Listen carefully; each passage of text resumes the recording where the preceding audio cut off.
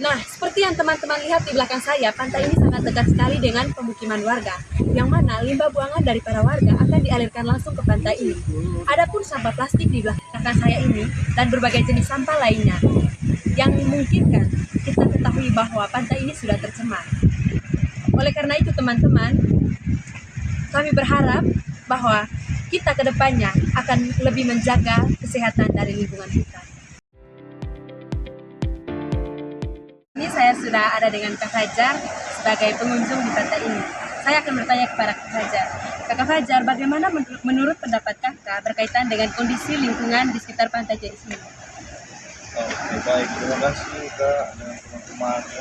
Pas saya lagi berkunjung juga nih ke pantai nih, lagi dengan teman tadi mau syuting. Dulu sih 2 tahun lalu, tahunnya ini bagus ya, masih bagus.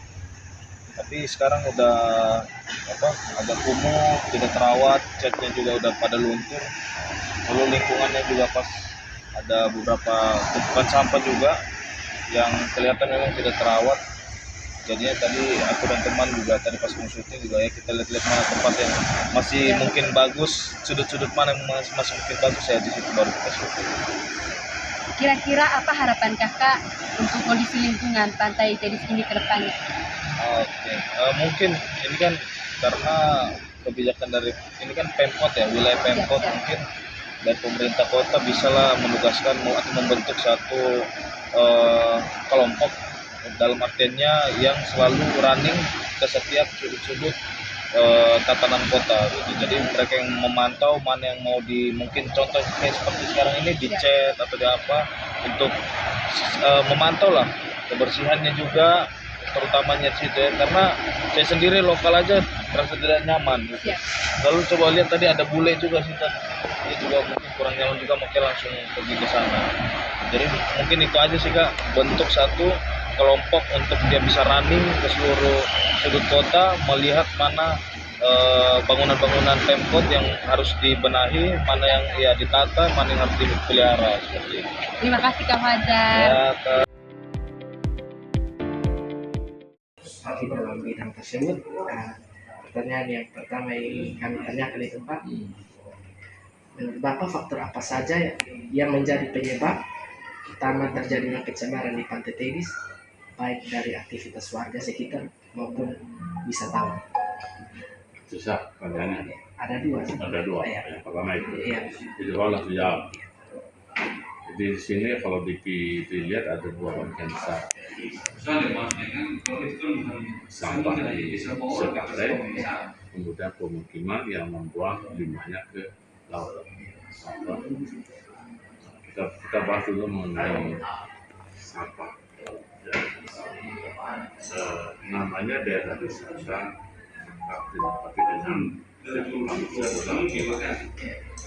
tidak tunduk. Tidak kan ada aturan-aturan yang ditulis oleh pengelola bahwa bagi masyarakat yang masuk daerah wisata maka ada larangan di surat edaran. Ya. Nah, kalau larangan itu tidak ada, maka mau tidak mau ya seenaknya mereka akan buang sampah, gitu. Ya. Sehingga mau tidak mau aturan itu harus diadakan. Entah aturan itu berupa aturan dari pengelola saja ataupun dari pemerintahan. Kan sebetulnya kalau dari pemerintahan juga tidak akan bermasalah membuat aturan itu. Kan itu berlaku untuk bisa semua wilayah, bukan untuk di daerah di Tebis saja. Nah kemudian kalau melihat dari diri manusia itu sendiri, karakter, ya kan? Karakter manusia itu kan bisa terbentuk dari kecil, ya ataupun masih agak dewasa bisa dibentuk. Nah, di Indonesia kan tidak ada pendidikan karakter mengenai disiplin diri. Nah, berbeda kayak di Jepang.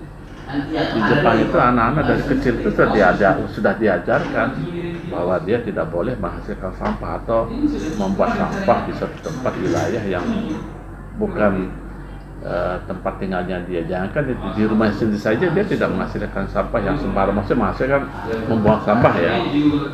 Mereka belanja dari luar, tapi di rumah ya pembuangan sampah sesuai dengan tempatnya masing-masing. Nah di kita kan tidak ada pendidikan sampah itu. Iya.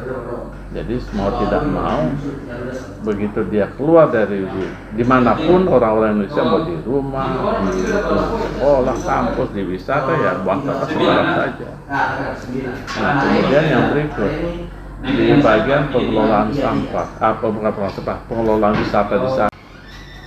Kalau kalau tidak ada tempat sampah, secara otomatis mau ya buang sembarang. Itu bagian dari sampah. Nah kemudian yang tadi bilang rumah warga buang limbah ke pantai. Iya.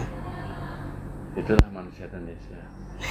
Akan tetapi kan bisa sebetulnya dibentuk dengan memperlakukan hukuman. Dalam artian aturan sudah ada. Kalau bangun diizinkan, kan memang ada aturan bahwa tidak boleh membuang sampah ke sungai ataupun ke laut. Iya.